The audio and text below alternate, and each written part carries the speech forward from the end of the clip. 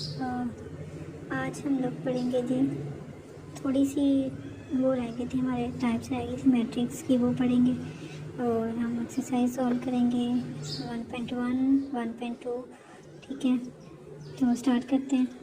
सबसे पहले order of matrix क्या होता है यहाँ पे, तो देखेंगे the number of rows and columns in A matrix tells us it's order. मतलब नंबर ऑफ, कितनी हमारे पास नंबर ऑफ रोज होती हैं और कितने नंबर ऑफ कॉलम्स होते हैं। ठीक है, बेसिकली हमने यही बताना होता है ऑर्डर में। ठीक है, और उर्दू में इसको ऑर्डर को हम मर्तबा कहते हैं। ठीक है, मैट्रिक्स को हम कॉलम कहते हैं और ऑर्डर को हम मर्तबा कहते हैं। ठीक है, कॉलम का मर्तबा। तो इसमें हमने बताना यही है कि नंबर ऑफ रोज और नंबर ऑफ कॉलम्स कितने होते हैं, और लिखने का मेथड ये हमने यहाँ पे ऐड कर लिया कि एम हमारे पास रोज हैं और एन कॉलम्स हैं। ठीक है, और हम इसको लिखेंगे कैसे, लिखेंगे हम इसको एम बाई एन। ठीक है, कि एम बाई एन यानी एम हमारे पास रोज हैं तो और एन कॉलम्स हैं, तो हमने इसको लिखना है एम बाई एन। तो यहाँ पे देखिए मैंने एग्जांपल्स लिए हैं कुछ यहाँ पे, और यहाँ पे देखें हमारे पास नंबर ऑफ रोज कितनी है, यहाँ पे हम काउंट कर लेते हैं। R1, ये R2 है और ये हमारे पास R3 है। नंबर ऑफ कॉलम्स यहाँ पे देखते हैं तो ये भी देखें 1 2 एंड 3 यानी C1 C2 एंड C3। तो यहाँ पे हमारे पास नंबर ऑफ रोज़ हमारे पास हमने किससे डिनोट की हुई है, एम से, यानी number of rows M is equal to हमारे पास 3 एंड एन फॉर कॉलम्स हैं, और कॉलम्स हमारे पास कितने हैं, वो भी हैं 3। और इसको लिखने का तरीका क्या है, ऑर्डर को। ठीक है, order of matrix A, order of matrix A is to be 3 by, यहाँ पे डैश लगाएंगे साथ 3/3। ठीक है, इसी तरह ये सेकंड वाली एग्जांपल देखते हैं। इसमें हमारे पास 2 रोज़ हैं R1 एंड R2 और कॉलम्स हमारे पास 3 हैं। ऊपर इस तरह से शो कर लेते हैं C1 C2 C3। ठीक है, रोज़ कितनी है 2, तो M हमारे पास रोज़ है 2 और N कॉलम्स हैं, कॉलम्स हमारे पास आ गए हैं 3। अब इसको ऑर्डर को लिखने का तरीका होगा हमारे पास, order is equals to M हमारे पास रोज़ है 2, सेम एज इट इज़ वही चीज़ लिखनी है जो हमें ये जनरल फॉर्म में लिखा हुआ है, लेकिन यहाँ पे पास एम और एन की जगह एम हमारे पास रोज़ है, नंबर ऑफ रोज़ लिख देंगे, और एन हमारे पास कॉलम्स हैं। यहाँ पे नंबर ऑफ कॉलम्स 3 हैं तो ये लिख दिया हमने। ओके, अब आगे मूव ऑन करते हैं। सेम इसी तरह से हम देखते हैं एग्जाम्पल नंबर हमारे पास ये 3 है, तो 3 में भी हमारे पास 3 कॉलम्स हैं और एक हमारे पास रो है, ये R1 और ये इसके 3 कॉलम हैं। ठीक है, तो सिंपल 1 रो है, तो रो इसको और ऑर्डर को लिखेंगे 1/3। ये हमारे पास ऑर्डर है, सी का ऑर्डर। ठीक है, इसी तरह से हम देखते हैं जी डी को भी देखें, तो डी में हमारे पास 3 रोज़ हैं R1 R2 एंड R3 और एक ही हमारे पास C1 कॉलम है, तो इसको हम लिखेंगे 3/1। ठीक है, तो ये ऑर्डर ऑफ डी हो गया, ये ऑर्डर हमारे पास है। अब इक्वल मैट्रिसेस क्या हैं, इक्वल मैट्रिसेस में ये है कि हम 2 मैट्रिक्स लेंगे। ठीक है, तो ए और बी ऐड कर लिया। अगर जो ऑर्डर है मैट्रिक्स ए और ऑर्डर ऑफ मैट्रिक्स बी दोनों इक्वल हों, एक तो मतलब 2 कंडीशन आ जाती है इक्वल मैट्रिसेस में। ठीक है, सबसे पहले तो ये हमने 2 लिए जी, ए और बी हमने 2 मैट्रिक्स ले लिए हैं which are set to be equal. ठीक है, इसको हम बोलते हैं A is equal to B, और इसको लिखेंगे हम A is equal to B. ये वाला लिखने का मेथड ये पढ़ते इस तरह से। इफ़ एंड ओनली इफ़ की कंडीशन है। ठीक है, तो इसमें हमारे पास 2 आ गए, 2 मेथड हैं। अगर ये दोनों जो हमारे पास वेरीफाई कर जाती है तो 2 फिर मैट्रिक्स, वो मैट्रिक्स जो 2 मैट्रिक्स होंगे वो दोनों इक्वल होंगे। जो फर्स्ट कंडीशन है तो उसमें ये क्या है कि order of A and order of B हैं वो दोनों इक्वल होने चाहिए, पहली कंडीशन तो ये है। ठीक है, और उसके बाद ये है कि there corresponding entries are equal. ठीक है, अब कोरेस्पॉन्डिंग एंट्रीज कौन सी होती हैं, इसका मतलब है अलाइक, एक जैसी जो होती हैं एंट्रीज वो हमारे पास इक्वल होनी चाहिए। तो एग्जांपल्स देखते हैं, एग्जांपल्स इसका डेफिनेशन को समझते हैं। सब पहली कंडीशन को हम अगर वेरीफाई करवाते हैं, यहाँ पर हमें दिया गया ए और बी, ये 2 मैंने एक एग्जांपल ली है, 2 मैट्रिसेस ले रही हैं। तो पहली कंडीशन अगर हम देखते हैं कि इनके ऑर्डर, तो ए मैट्रिक्स ए है, इसका ऑर्डर अगर देखते हैं तो इसमें क्या है, 2 रोज़ हैं एंड 2 ही कॉलम्स हैं, ठीक है। तो इसका ऑर्डर हो जाता है 2 बाई 2, 2 बाई 2। ये है ए का इसका ऑर्डर, ठीक है, ए का। और order of B matrix is equal to, ये भी 2 बाई 2।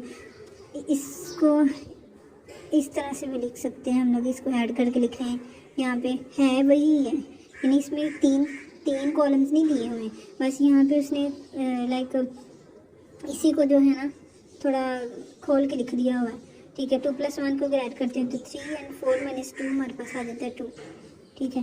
तो ये तकरीबन ये भी सेम वही बन जाता है, इसका भी ऑर्डर कि ये 2 बाई 2 का ऑर्डर बन रहा है, यानी 2 rows and 2 columns, n by n। और अब ये उसके बाद जो ये कोरस्पॉन्डिंग एंट्रीज है, इसकी जो सेकंड कंडीशन है उसको वेरीफाई करवाते हैं।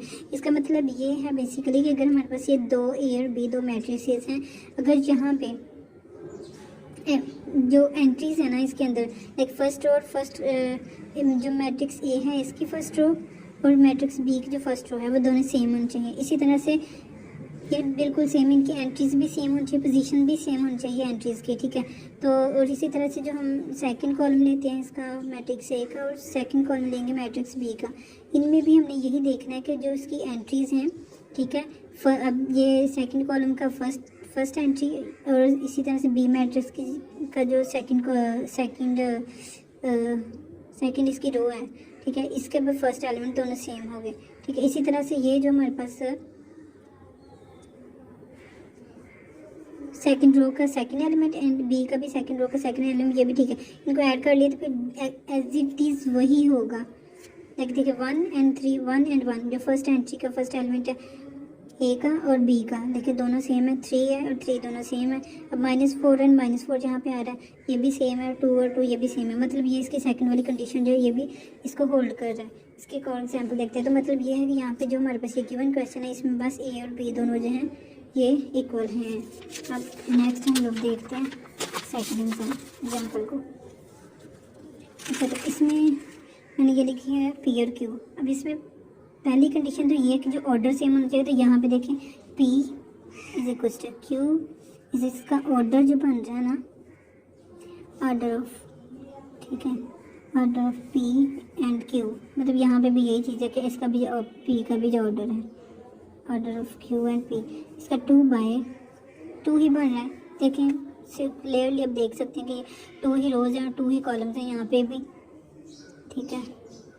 और यहाँ पे भी R1 and R2, C1 and C2, यहाँ पे भी देखें R1 एंड R2 है, और यहाँ पे अगर हम लोग देखते हैं तो C1 एंड C2 आ जाता है। अब ऑर्डर सेम हो गया। अब इनकी कोरस्पेंडेंस जो है ना वो चेक करते हैं। देखें, ठीक है, यहाँ पे जो हमारे पास P की फर्स्ट एंट्री है और Q की फर्स्ट एंट्री सेम, ठीक हो गया। अब यहाँ पे जो फर्स्ट रो की सेकंड इसकी जो एंट्री है जो इसका सेकंड एलिमेंट है ये, और क्यू का जो सेकंड एलिमेंट है ये दोनों सेम नहीं है। और अगर हम सेकंड रो में देखते हैं तो वो भी दोनों की सेम है, लेकिन ये वाला जो एलिमेंट आ रहा है ना फर्स्ट दोनों की फर्स्ट रो में सेकंड एलिमेंट ये दोनों डिफरेंट हैं।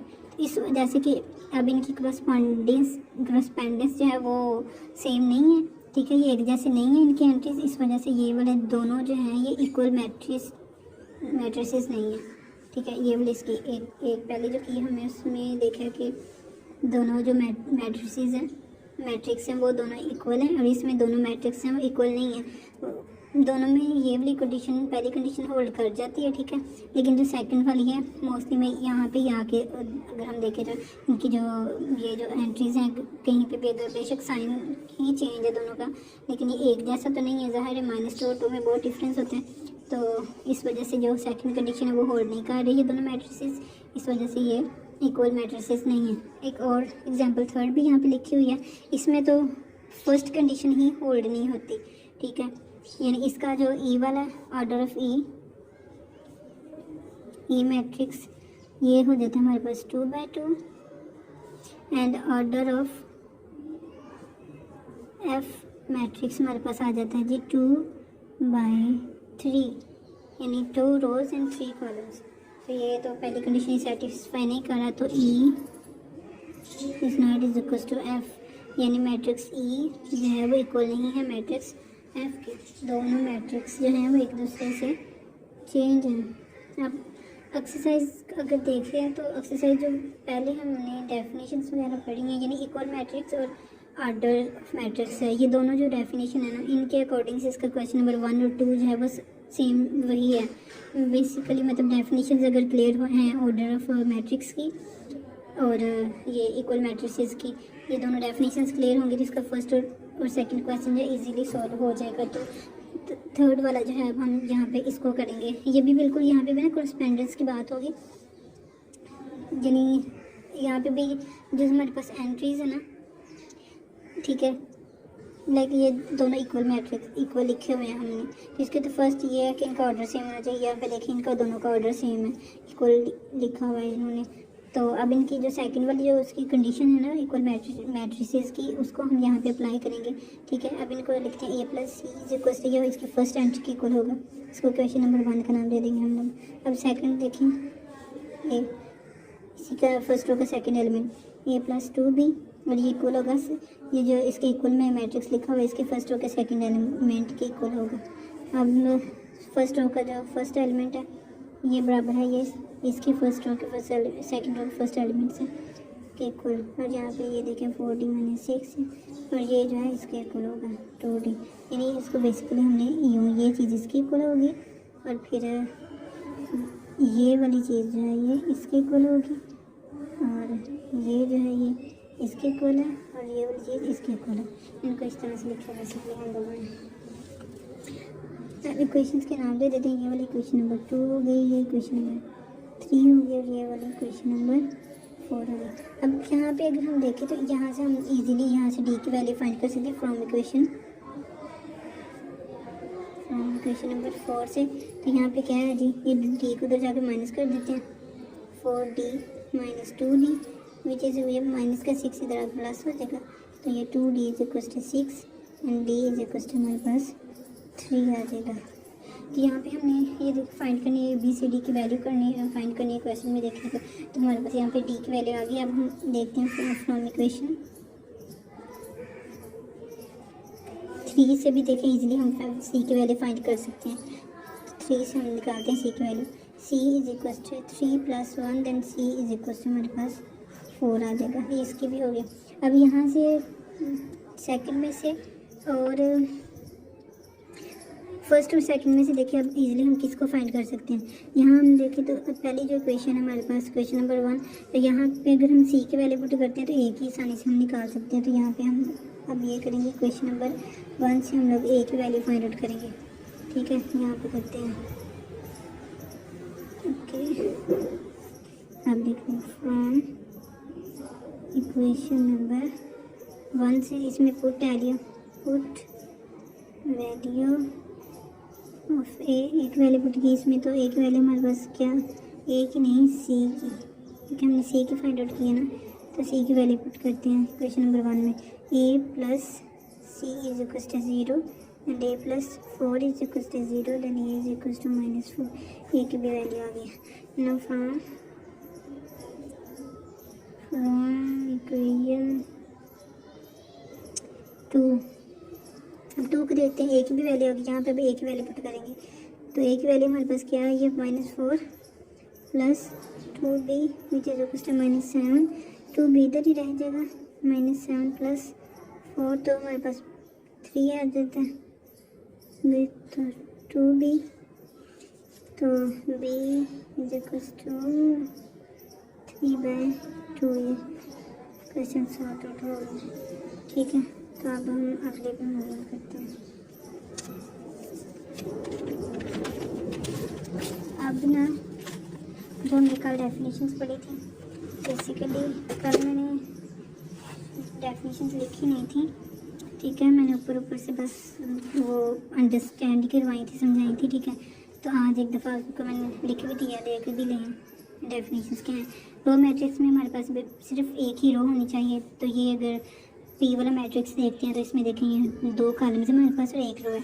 इसमें हमारे पास एक ही रो है, एक ही कॉलम है, इसको हम रो मैट्रिक्स भी कह सकते हैं और कॉलम भी कह सकते हैं। इसमें इस तरह से एक रो है तो ये भी रो मैट्रिक्स है इसमें, ठीक है, और 4 कॉलम्स हैं, ये भी सिर्फ हमारे पास रो मैट्रिक्स बन रहा है। कॉलम मैट्रिक्स में हमारे पास ये होता है कि सिर्फ एक ही कॉलम, रो में सिर्फ एक रो होनी चाहिए, कॉलम मैट्रिक्स में सिर्फ एक ही कॉलम होना चाहिए, ठीक है। ये हमारे पास रो भी है, रो मैट्रिक्स भी है और कॉलम मैट्रिक्स भी है। और ये एम वाला जो है ये भी एक कॉलम है, ये भी ठीक है, ये सिंपल है, चीज़ आसान है, ये देख लें। और रेक्टेंगुलर मैट्रिक्स हमारे पास जो है उसमें मैंने कल भी बताया था कि हम इसमें लेते हैं 2 मैट्रिक्स लेते हैं।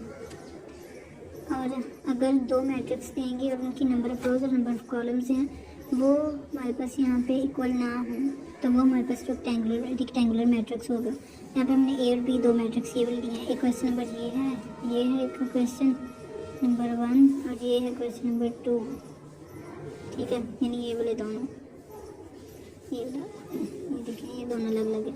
यहाँ पर देखें तो ये ए और बी क्या है कि number of rows of matrix is not equal to number of columns है। तो फर्स्ट वाले को देखते हैं, 4 क्वेश्चन बन रहे हैं।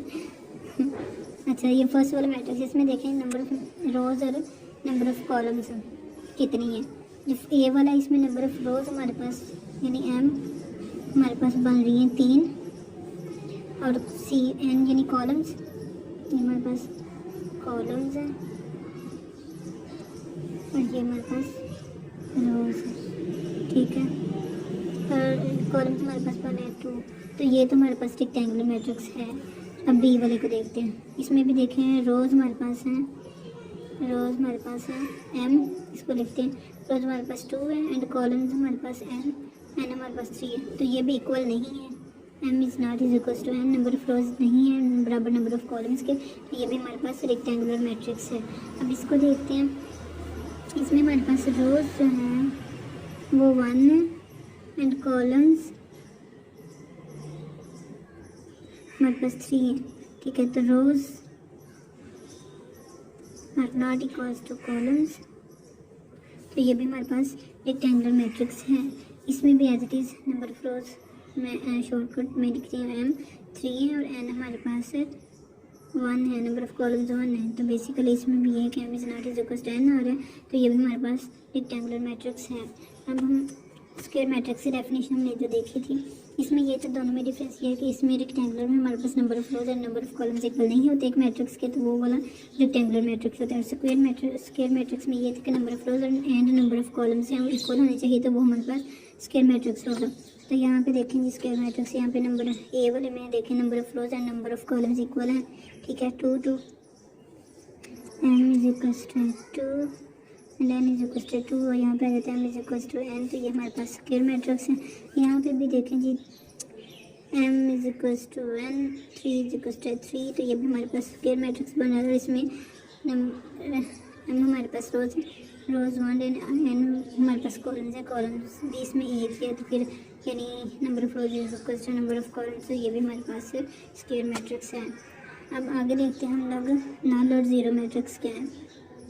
इसमें ये है कि हमारे पास अंदर मैट्रिक्स के अंदर जितनी भी एंट्रीज हों, चाहे वो रोज़ हों चाहे वो कॉलम्स हों, इक्वल हों या ना हो, नंबर ऑफ रोज़ और नंबर ऑफ कॉलम्स इक्वल हों या ना हो, लेकिन हमारे पास जो अंदर एंट्रीज हैं वो सारी के सारी 0 होने चाहिए। ए में भी देखें हमारे पास यहाँ पे भी सारी एंट्री 0 हैं, बी में भी सारी एंट्री 0 हैं, डी में बी और ई जो लिखा हुआ है सारे मैट्रिक्स हैं उनमें एंट्री 0 हैं। और अगर एंट्रीज हमारे पास 0 हों तो हमारे पास नल मैट्रिक्स होता है या फिर 0 मैट्रिक्स होता है। इसकी डेफिनेशन भी देखें, a matrix is called null matrix और 0 matrix if each of its entries is 0, अगर सारी एंट्री 0 होंगी तो वो हमारे पास 0 मैट्रिक्स होगा।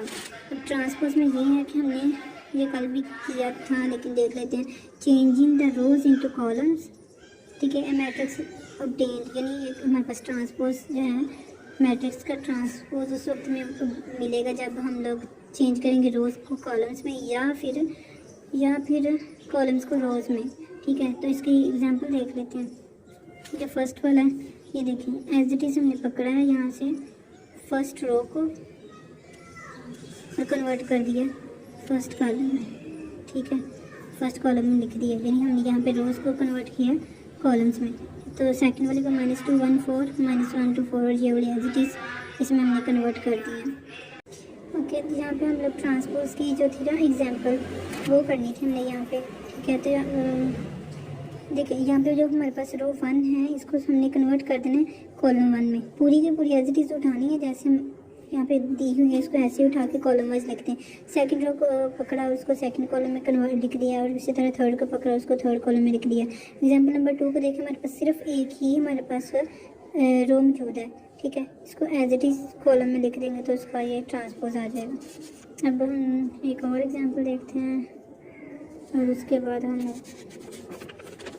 थर्ड वाला एग्जाम्पल है। हमारे पास बी मैट्रिक्स है, से वही इजी सा मेथड है इसमें कि हम फर्स्ट रो को लेंगे, उसको कॉलम्स में चेंज करते जाएंगे, ठीक है। एज इट इज़ -1 इसको रो को 3 की जगह पे 3 और 2 उसको बस कॉलम वाइज लिख दिया, तो ये हमारे पास ट्रांसपोज आ जाएगा बी मैट्रिक्स का। नेगेटिव ऑफ मैट्रिक्स में देखें, हम ये कर रहे थे कि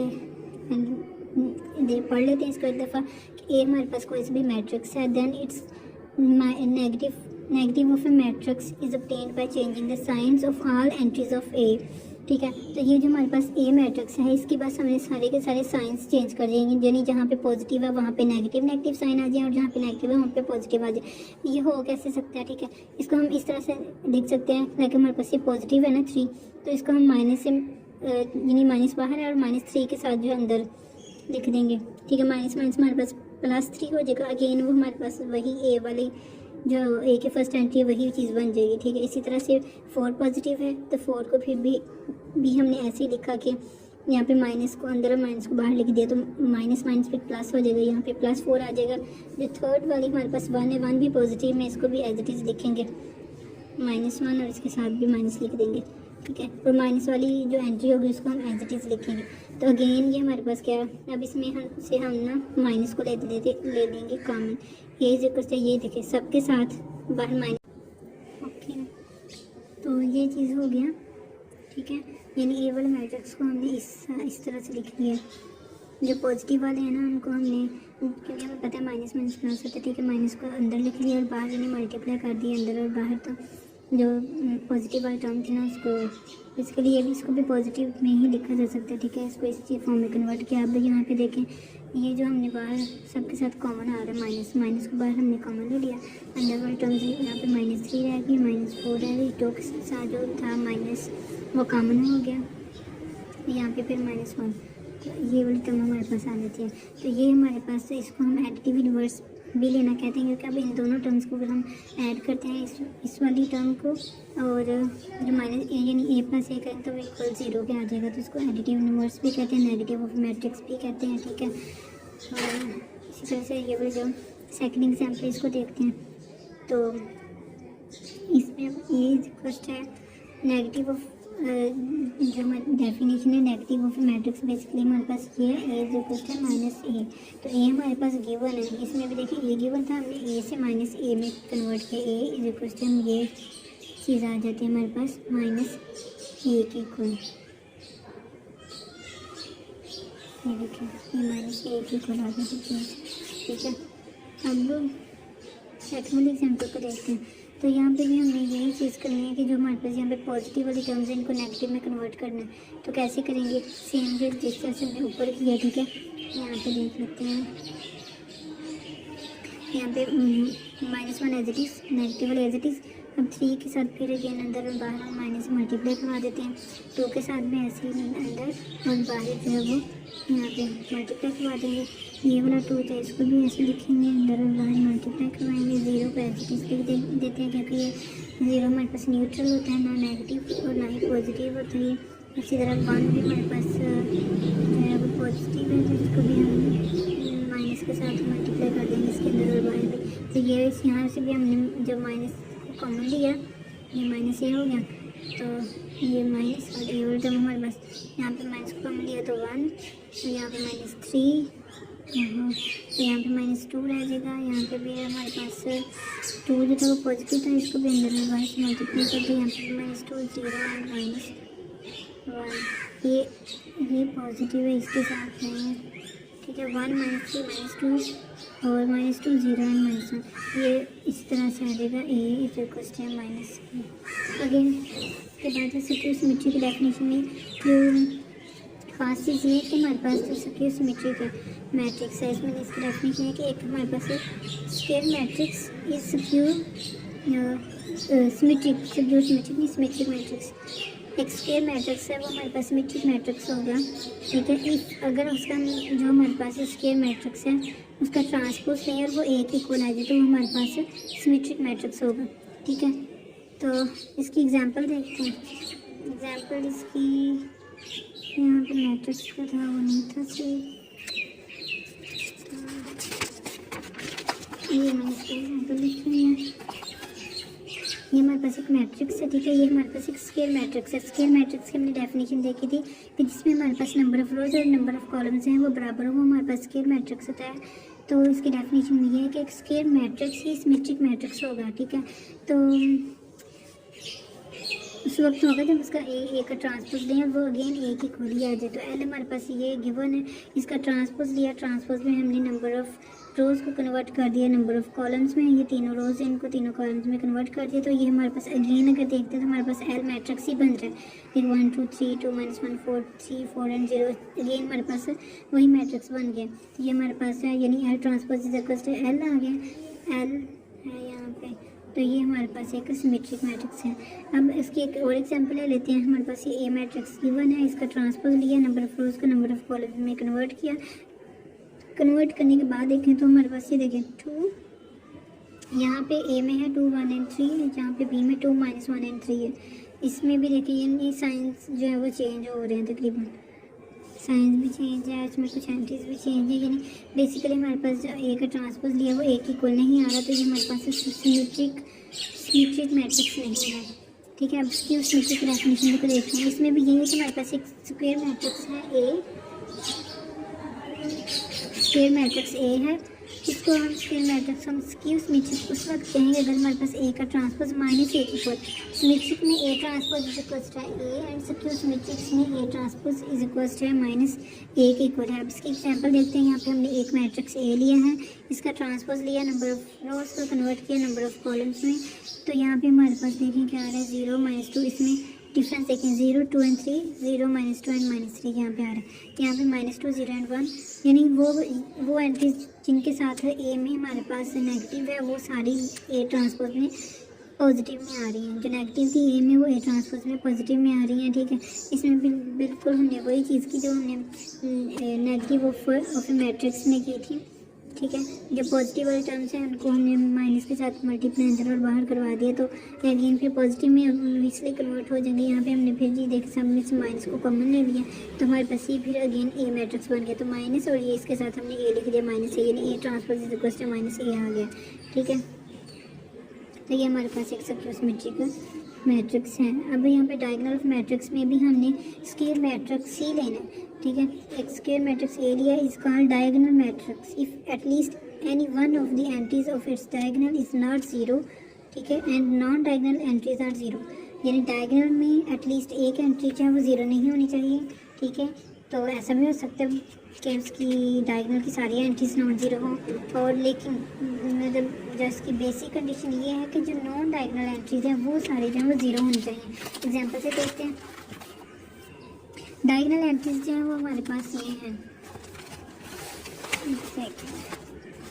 ये देखिए, ये हमने एक मैट्रिक्स एम ली है। इसमें जो हमारे पास अब डायगोनल एंट्रीज कौन सी है और नॉन डायगोनल एंट्रीज कौन सी है।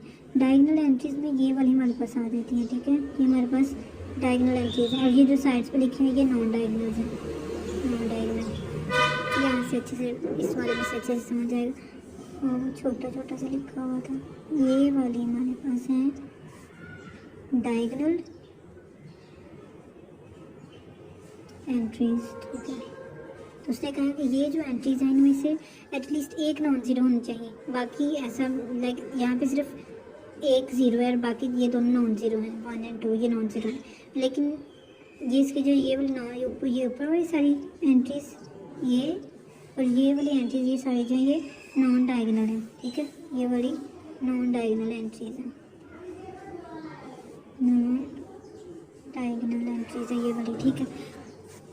इसी तरह इसको देखें तो ये हमारे पास एक डायगोनल मैट्रिक्स है। पहली सबसे कंडीशन डेफिनेशन में ये थी कि वो एक जो मैट्रिक्स हम लें वो स्क्वायर मैट्रिक्स हो, यानी उसके नंबर ऑफ रोज और नंबर ऑफ कॉलम्स इक्वल हों। तो ये वाला जो सी को देखिए, इसके number of rose number of columns equal हैं, इसकी नॉन डायगोनल एंट्री सारी जीरो हैं, और डायगोनल में एटलीस्ट वन नॉन जीरो, इसमें दो हमारे पास है वो नॉन जीरो हैं, मतलब कंडीशन होल्ड कर रही है। ये हमारे पास डायगोनल मैट्रिक्स है।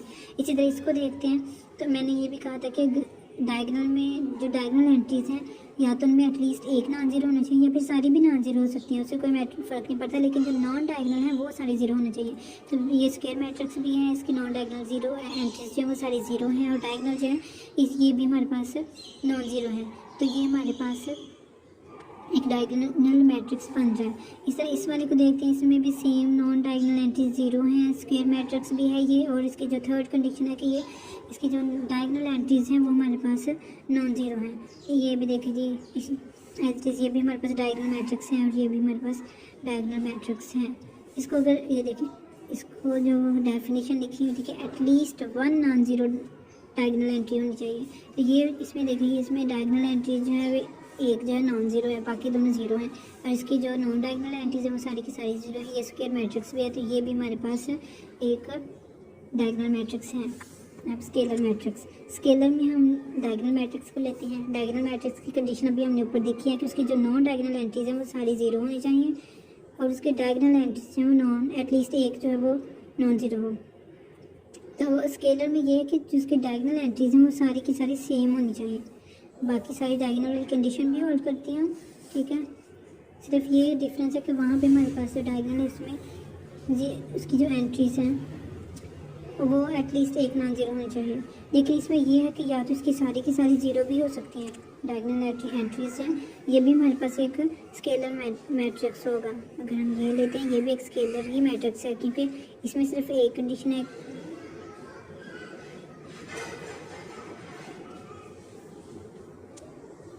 नहीं ये नहीं होगा, क्योंकि डायगोनल मैट्रिक्स हम ले रहे हैं। डायगोनल में तो ये था कि हमारी जो डायगोनल जो एंट्रीज हैं वो उनमें से एटलीस्ट एक नॉन जीरो होनी चाहिए, तो इसमें सारी हो जाएंगी। तो ये वाली एग्जाम्पल होल्ड करेगी, इसमें सारी की सारी हमारे पास सेम आनी चाहिए डायगोनल एंट्रीज। यहाँ पे टू आ सकता है, बाकी जो इसकी नॉन डायगोनल एंट्रीज है इसमें भी जीरो ही होंगी, ठीक है। डिफरेंस सिर्फ ये है कि इसमें जो है हमारे पास एटलीस्ट एक जो है वो नॉन ज़ीरो हो, लेकिन इसमें सारी की सारी कोई भी जो है वो ज़ीरो नहीं, इसके डायग्राम में कोई भी जो एंट्री है वो ज़ीरो नहीं होगी, ठीक है। स्केलर मैट्रिक्स में कोई भी एंट्री, डायग्राम की जो कोई भी एंट्री है वो ज़ीरो नहीं होगी, ठीक है। और जो भी हम टर्म्स देंगे इसके डायग्राम में सारी सेम होंगी।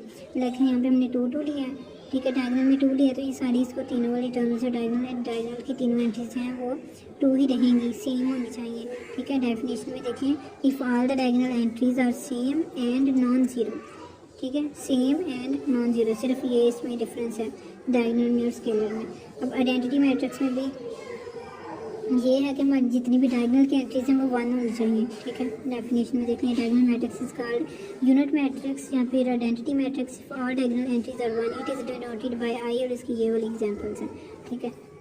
ए is equals to 1 and these are all. इसमें इंपॉर्टेंट नोट ये था कि जो हमारे पास स्केलर मैट्रिक्स है एंड आइडेंटिटी मैट्रिक्स हैं और डायगोनल मैट्रिक्स, यानी हम स्केलर मैट्रिक्स को और आइडेंटिटी और स्केलर दोनों को हम डायगोनल मैट्रिक्स कह सकते हैं। देखें, अगर इसकी डेफिनेशन जब स्टार्ट करते हैं हम स्केलर की, तो उसमें भी हम डायगोनल मैट्रिक्स लेते हैं, आइडेंटिटी में भी हम डायगोनल मैट्रिक्स लेते हैं। उसमें दोनों में सिर्फ एक एक कंडीशन चेंज है, ठीक है। इन दोनों को हम डायगोनल मैट्रिक्स भी कह सकते हैं, स्केलर भी है और आइडेंटिटी भी है। ये इसको आइडेंटिटी मैट्रिक्स भी कहेंगे, डायगोनल मैट्रिक्स भी कहेंगे, क्योंकि डायगोनल की कंडीशन को भी होल्ड कर रहा है और स्केलर की आइडेंटिटी की कंडीशन को भी होल्ड कर रहा है। स्केलर की कंडीशन को भी, आइडेंटिटी को हम स्केलर भी कह सकते हैं और डायगोनल मैट्रिक्स भी कह सकते हैं, और स्केलर मैट्रिक्स को हम डायगोनल मैट्रिक्स ही कहेंगे, आइडेंटिटी मैट्रिक्स नहीं है ये, ठीक है। तो यही इसने लिखा कि every diagonal matrix is not a scalar और आइडेंटिटी मैट्रिक्स। हर जो डायगोनल मैट्रिक्स है वो तो स्केलर और आइडेंटिटी मैट्रिक्स नहीं हो सकता, लेकिन स्केलर और आइडेंटिटी मैट्रिक्स हैं वो हमारे पास डायगोनल मैट्रिक्स हो सकते हैं। तो ये नोट है इंपॉर्टेंट। अब एक्सरसाइज पे चलते हैं। Find negative of A matrix, negative of matrices. तो ये हमने जैसे पीछे किया था, ठीक है। यहाँ पे हम ये सारी जो पॉजिटिव टर्म्स हैं उनके साथ और बाहर जो है वो माइनस को मल्टीप्लाई करवा देंगे, 0 एज इट इज़ आ जाएगा, -1 भी एज इट इज़ आ जाएगा।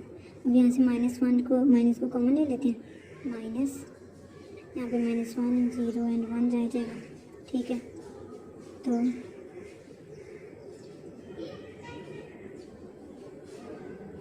ठीक है, ये इसका आ जाता है नेगेटिव ऑफ मैट्रिक्स। इसी तरह से ये पीछे हमने अभी तकरीबन ये क्वेश्चन सॉल्व किए थे नेगेटिव ऑफ मैट्रिसेस और एग्जाम्पल भी थी, वो हम देख चुके हैं। फिर तकरीबन ये सिमेट्रिक एंड स्क्यू सिमेट्रिक में भी यही चीज़ थी और नेगेटिव ऑफ मैट्रिक्स जो डेफिनेशन ये देखें इसमें भी यही चीज़ आ रही थी।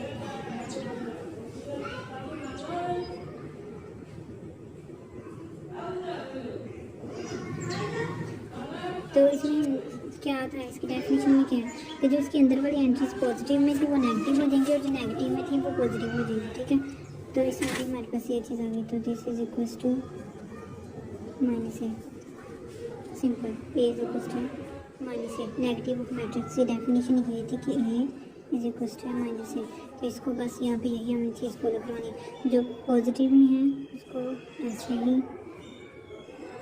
नेगेटिव में लिखने के लिए माइनस से मल्टीप्लाई करवाएंगे अंदर और बाहर, ठीक है। फिर इसमें से माइनस को कॉमन ले लेते हैं, b is equals to minus को कॉमन लिए तो हमारे पास -3 -2 1 एंड -1 रह जाएगा। मतलब कि देखिए यहाँ पे माइनस है ना, तो इसको हमने अंदर और बाहर मल्टीप्लाई करवा के नहीं कर सकते सॉल्व।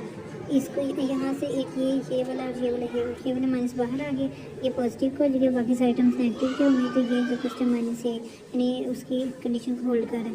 यहाँ पे अब सारे के साथ जो ना हमने यानी माइनस आ जाएगा सारी टर्म्स के साथ, ठीक है।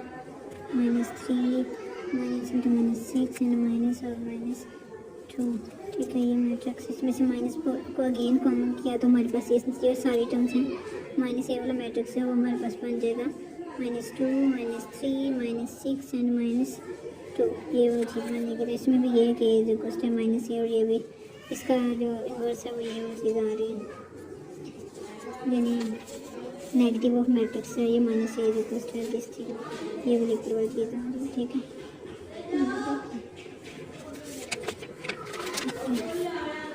इसमें भी हमने वही चीज़ फाइंड करनी है अगेन, ठीक है। तो d इज इक्वल्स टू ये नेगेटिव वाले टर्म्स को एज इट इज़, पॉजिटिव को फिर नेगेटिव बनाने के लिए माइनस कॉमन लिया इसमें से, तो यहाँ पे पॉजिटिव का 3 पॉजिटिव का 4 -2 एंड -4, यानी जो हमारे पास पॉजिटिव टर्म्स हैं उनको नेगेटिव में कन्वर्ट कर दिया, जो कुछ है माइनस डी के को, ये इसका नेगेटिव ऑफ मैट्रिक्स आ जाता है। इसी तरह इसी को भी करेंगे, यहीं से स्टार्ट कर लेते हैं कि ये वाली -1 इसके साथ फिर माइनस भी लिखना था यहाँ पे -(-2) -5 का एज इट इज़ -(-3) ये चीज़, और ठीक है। अब यहाँ से फिर हम माइनस को कॉमन लेते हैं, तो यहाँ पे -1 -2 5 एंड -3, तो ये चीज़ भी हमारे पास -1 के इक्वल आ जाएगी, ठीक है। अब फाइंड ट्रांसपोज किस तरह से, ये एक्सरसाइज की आसान सी थी क्योंकि अगर डेफिनेशन पीछे से क्लियर हो जाए तो ये वाले ईजिली हम कर लेते हैं। फर्स्ट रो को लिखा हमने, अब ये कॉलम में डेफिनेशन जो थी वो ये थी कि या तो हम लोग रोज़ को कन्वर्ट करेंगे कॉलम्स में या फिर कॉलम्स को कन्वर्ट करेंगे रोज़ में, ठीक है। तो अब देखें फर्स्ट कॉलम, ये हमारे पास ये कॉलम है, इसको हमने रो में पकड़ के एज इट इज़ हमने फर्स्ट कॉलम को हमने फर्स्ट रो में लिख लिया, तो ये हमारा इसका ए का ट्रांसपोज आ गया। बी है, ये हमारे पास कॉलम है, इसको हम रो में लिख देंगे 5 एंड -6, ये बी का आ गया ट्रांसपोज। अब सी मैट्रिक्स है, सी का फर्स्ट रो को लिखा हमने फर्स्ट कॉलम में, सेकंड रो को सेकंड कॉलम में और थर्ड रो को थर्ड कॉलम में लिख दिया, तो ये इसका ट्रांसपोज आ गया, ठीक है। आपका क्वेश्चन नंबर 6 है, हम लेते हैं ए, ये इसको सॉल्व करने के लिए ए मैट्रिक्स लिया 1 2 0 1, इसका फर्स्ट टाइम ट्रांसपोज लिया तो ये फर्स्ट रो को फर्स्ट कॉलम में लिखा, सेकंड को सेकंड कॉलम में लिखा और फिर अब अगेन इसका एक और ट्रांसपोज लेते हैं, ट्रांसपोज का ट्रांसपोज लिया तो ये चीज़ फर्स्ट रो को लिखा फर्स्ट कॉलम में और सेकंड रो को लिखा सेकंड कॉलम में। अगेन ये हमारे पास आ गया, एक ही कोई प्रूव हो गया और बी को भी ऐसे करना है, आप खुद करेंगे। अब देखते हैं एडिशन ऑफ मैट्रिसेस। अच्छा, तो एडिशन ऑफ मैट्रिसेस और सब्ट्रैक्शन ऑफ मैट्रिसेस सब देखना है और इसके अलावा हम देखेंगे multiplication of A matrix by real number. ठीक है, तो एडिशन ऑफ मैट्रिसेस में ये है कि the two matrices A and B are comfortable for addition if they have same order A plus B. यानी उसने क्या कि अगर मैट्रिक्स ए और मैट्रिक्स बी का ऑर्डर सेम होता है तो उनको हम ऐड कर सकते हैं। सिमिलरली हमारे पास जो सब्ट्रैक्शन की डेफिनेशन है वो भी सेम यही है कि अगर उसमें हमारे पास ऑर्डर दोनों मैट्रिसेस ए और बी का ऑर्डर सेम होगा तो हम उसको ऐड कर सकते हैं। ठीक है, तो इसमें हम करस्पॉन्डिंग जो एलिमेंट होंगे ना ए के एंट्रीज के बी में जो करस्पॉन्डिंग एंट्रीज होंगी उनको ऐड करेंगे आपस में। इसे ये देखें, इसको करके देख लेते हैं। A plus B is equal to 2 को हम ऐड करेंगे इसमें, इसकी फर्स्ट एंट्री में 2 प्लस इंटू -1। अब इसका जो फर्स्ट रो का सेकंड एलिमेंट है उसको हम ऐड करेंगे बी के सेकंड एलिमेंट में, तो इसको हम करते हैं कि 3 प्लस 3, इसी तरह से 0 प्लस 4 और 1 प्लस आ जाता है 1, 0 प्लस 2 एंड 6 प्लस 3 को ऐड करके 0 प्लस ये 2 है लिखा हुआ, ये वाला 2 है। ठीक है, 2 - 1 हमारे पास 1 आ जाता है, 3 प्लस 3 6 है, 0 प्लस 4 4 है, 1 प्लस 1 2 है, 0 प्लस 2 2 है, 6 प्लस 3 9 है। तो ये हमारे पास दो मैट्रिक्स को ऐड करके आ गया। अब देखेंगे यहाँ पे मैट्रिक्स ए और मैट्रिक्स बी के ऑर्डर सेम है। इसमें भी हमारे पास 2 रोज और 3 कॉलम्स में, इसमें भी 2 रोज और 3 कॉलम्स है। अब इन दोनों को सिंपल हमने ये इस तरह से ऐड कर लेके इसके फर्स्ट एलिमेंट को बी के फर्स्ट एलिमेंट में ऐड करना है 3 के, फिर इसके सेकंड एलिमेंट को बी के सेकंड एलिमेंट में ऐड करना है, फिर ए के जो फर्स्ट रो का थर्ड एलिमेंट है उसको बी की फर्स्ट रो के थर्ड एलिमेंट में ऐड करना है। ठीक है, इसको जनरली अगर मैं लिखूँ तो इस तरह से लिख सकती हूँ इनके एडिशन को, A plus B is equal to यहाँ पे A1 plus B1, A2 plus B2 और